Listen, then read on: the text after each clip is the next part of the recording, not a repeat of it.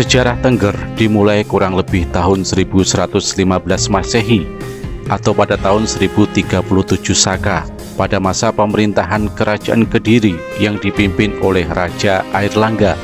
Pada waktu itu hiduplah seorang resi yang bernama Resi Musti Kundawa. Seorang resi yang mempunyai kesaktian tinggi karena mempunyai sebuah pusaka bernama Kiai Glieng. Setelah diangkat menjadi senopati, Musti Kundawa berganti nama menjadi Resi Kandang Dewa.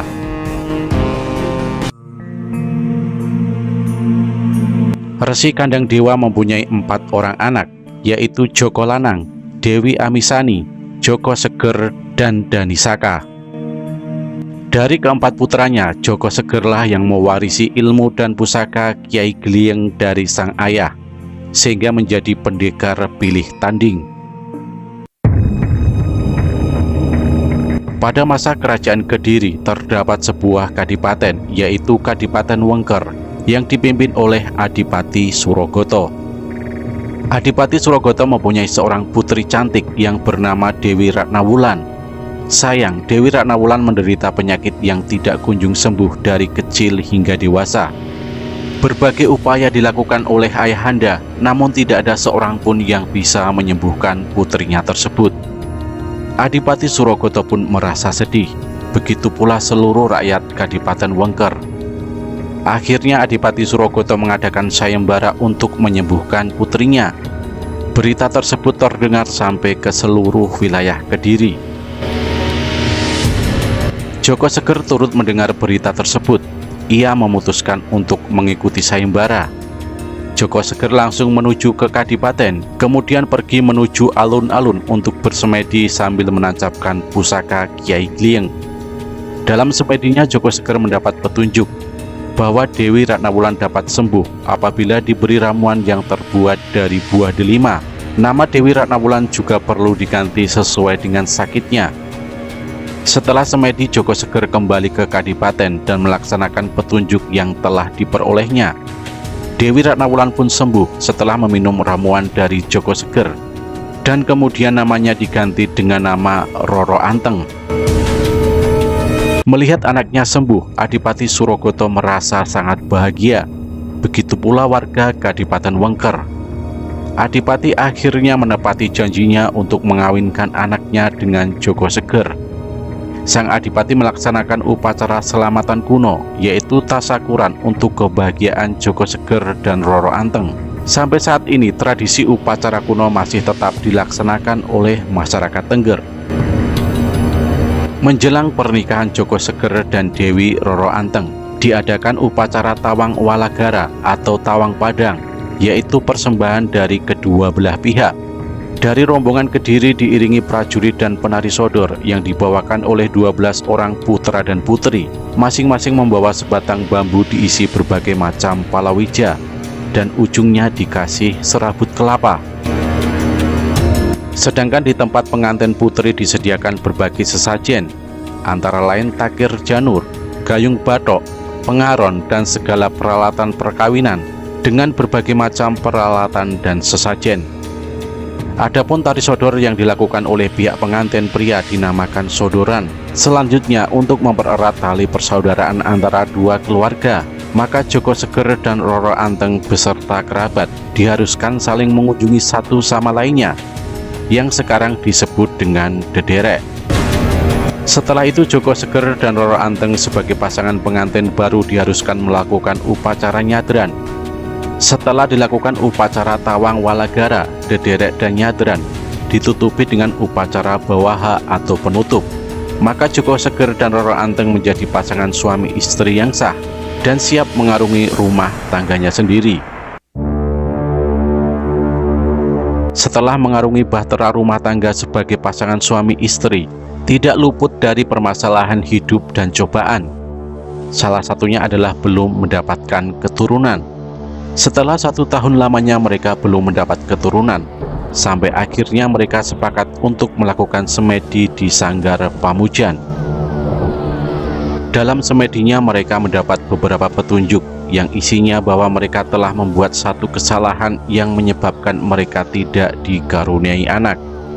Untuk menebus kesalahan, mereka harus mengadakan upacara selamatan sepasar pada bulan Mangestin, mengadakan sadulur papat kelima badan dan mengadakan sesuci, serta melaksanakan tolak brata selama 40 hari 40 malam. Dari petunjuk inilah semua upacara yang dilaksanakan oleh Joko Seger dan Roro Anteng menjadi awal dari pelaksanaan upacara adat pujian kapat sampai megeng dukun pada bulan Kapitu, di mana para dukun mengadakan tolak brata untuk penyucian diri dan mengasah japa mantranya sampai pujan. Dalam melakukan tolak brata, Joko Seger dan Roro Anteng diberikan petunjuk. Apabila ingin mendapat keturunan, mereka harus bersemedi di gunung yang diselimuti kabut di daerah Oro-Oro Ombo, yang kemudian oleh Joko Seger dinamakan kawasan Gunung Bromo. Setelah turun dari semedinya, mereka segera mengadakan persiapan untuk mengadakan perjalanan menuju ke daerah timur. Sampailah mereka ke hutan belantara. Karena keadaan yang sudah malam, mereka menginap di hutan tersebut. Mereka berteduh di bawah pohon yang rindang. Tiba-tiba seekor singa dan seekor kera menyerang mereka. Dengan kemampuan pusaka Kiai Glieng, kedua hewan tersebut menjadi jinak dan daerah itu diberi nama Ludaya. Perjalanan mereka diteruskan dan mereka dihadang seekor macan yang galak. Terjadilah pertarungan Joko Seger dan macan tersebut, sampai akhirnya Joko Seger dapat mengalahkan macan itu, dan oleh Joko Seger daerah itu dinamakan Gembong. Perjalanan kemudian diteruskan ke arah timur di Dukuh Grati. Mereka kemudian meneruskan perjalanan sampailah di suatu tempat. Mereka berdua mencium bau tidak sedap.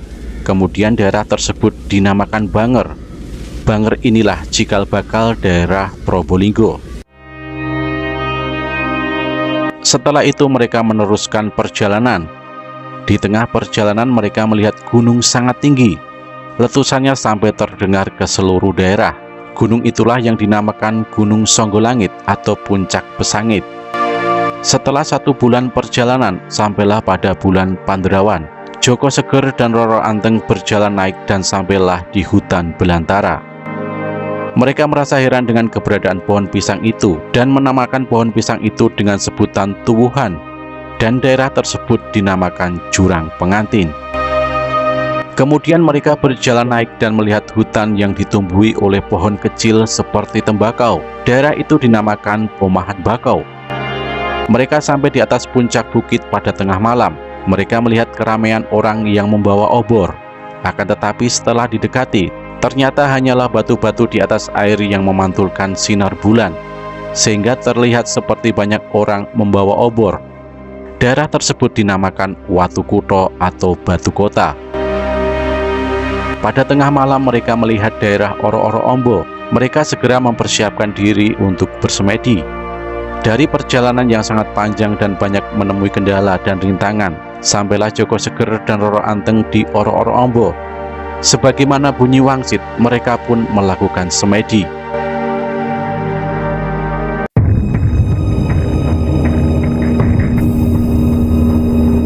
Persemedian mereka tidak sia-sia. Mereka berdua mendengar suara gaib yang berasal dari gunung di Oro-Oro Ombo, bahwa mereka telah lulus ujian dan melakukan lelaku dalam rangka memohon diberi keturunan. Oleh karena itu mereka dikaruniai anak sebanyak 25 orang dalam waktu 44 tahun. Namun ada syarat yang harus dipenuhi oleh keduanya. Mereka harus merelakan anak yang terakhir untuk tinggal di Gunung Bromo. Setelah mendapat petunjuk dari Betara Bromo, mereka kembali ke Kadipaten Wengker. Setelah kurun waktu 16 tahun, Joko Seger dan Roro Anteng dikaruniai 9 anak yang diberi nama Joko Ringgit, Dewi Sintawiji, Joko Klinting, Hadi Kawit, Dewi Jasing Jiha, Ical, Joko Linggapati, Cokro Aminoto, dan Tunggul Wulung. Pada saat melahirkan anak yang ke-9, tiba-tiba terjadi hujan yang sangat lebat, awan gelap dan petir yang saling menyambar. Melihat kejadian itu, Joko Seger segera bersemedi memohon petunjuk dari Sang Maha Kuasa.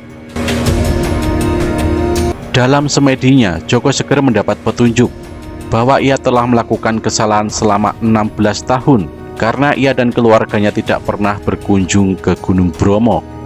Untuk menebus kesalahannya, Joko Seger harus melaksanakan Numi Purwodan, yakni melakukan tuwah ongkek ke kawah Gunung Bromo.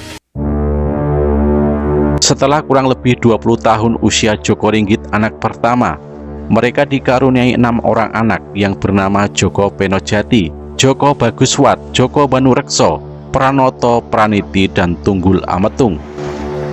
Pada saat melahirkan anak ke-15 terjadi keanehan. Bayi yang dikandung Roro Anteng tidak bisa keluar selama 3 hari. Melihat keganjilan ini, Joko Seger kembali mengadakan semedi untuk mendapatkan petunjuk yang maha agung. Dalam semedinya, Joko Seger didatangi Batara Narada yang memberikan petunjuk agar Joko Seger menepati janjinya, yaitu dengan menyuruh anak-anaknya yang sudah besar untuk bertapa di kawasan lereng Gunung Bromo. Kemudian Joko Seger melaksanakan titah sang Batara agar anak-anaknya bertapa di Gunung Bromo. Joko Ringgit bertapa di Gunung Lawu dan Gunung Ringgit. Dewi Sintawiji bertapa di Gunung Sewu, Telaga Cakra, dan Gunung Mindangan. Joko Klinting bertapa di Gunung Puncak Tengking. Hadi Kawit bertapa di Telaga Gunung Sumber Semanik mencari manik-manikin.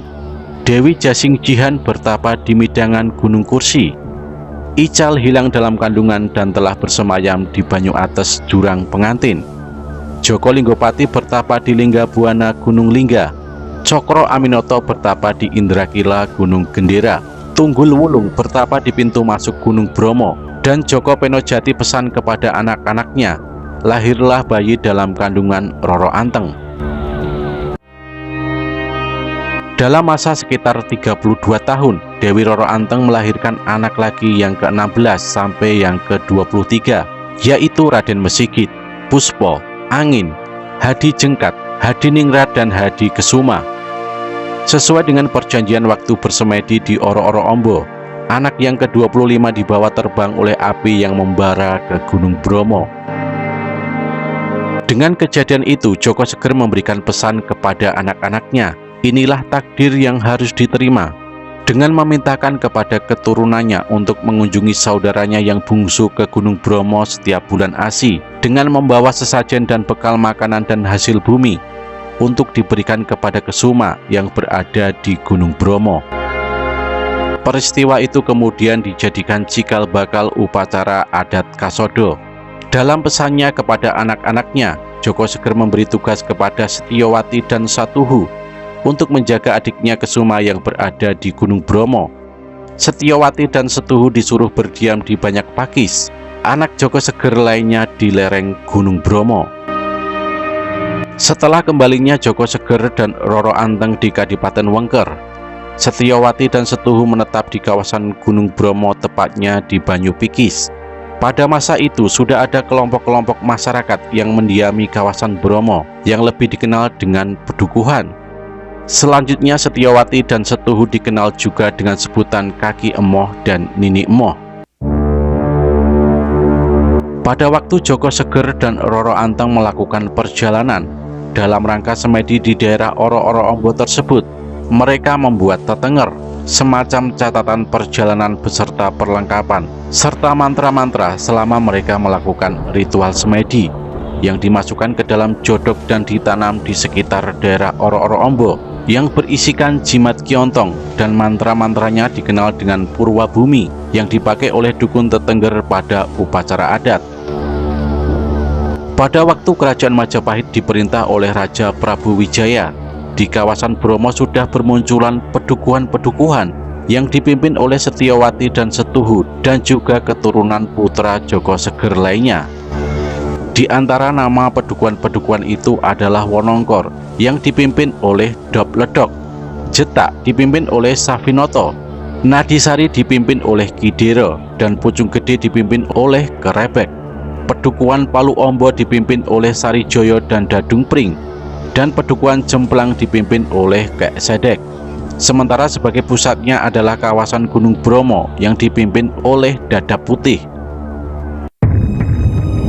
Dalam memerintah kerajaan Majapahit, Raja Prabu Wijaya menginginkan kerajaannya kuat dan mampu melebarkan kekuasaannya dengan cara menguasai kerajaan-kerajaan yang ada di Pulau Jawa atau di luar Pulau Jawa. Raja Prabu Wijaya melakukan semedi. Dalam semedinya dia mendapat wangsit agar dia mengambil pusaka jimat Kiontong yang terdapat di Oro-Oro Ombo. Dia pun berangkat ke daerah Oro-Oro Ombo untuk mencari jimat Kiontong. Namun usahanya sia-sia karena tidak berhasil membawa pulang jimat Kiontong. Mengetahui daerah Oro-Oro Ombo dijelajahi Prabu Wijaya, Ki Dada Putih sebagai penguasa Oro-Oro Ombo tidak tinggal diam. Ki Dada Putih mengumpulkan saudara-saudaranya untuk mencari jimat Kiontong tersebut sebagai peninggalan Joko Seger dan Roro Anteng. Usaha pencarian jodok wasiat yang berisi jimat Kiontong tidak semudah yang dibayangkan. Namun dengan usaha dan upaya mereka akhirnya menemukan tempat di mana jimat Kiontong diletakkan dengan berbagai petunjuk. Kemudian mereka berusaha untuk mengangkat jodok itu, tetapi jodok masih tidak bergeser sedikit pun. Akhirnya mereka bertukar posisi dan ternyata jodok dapat diangkat.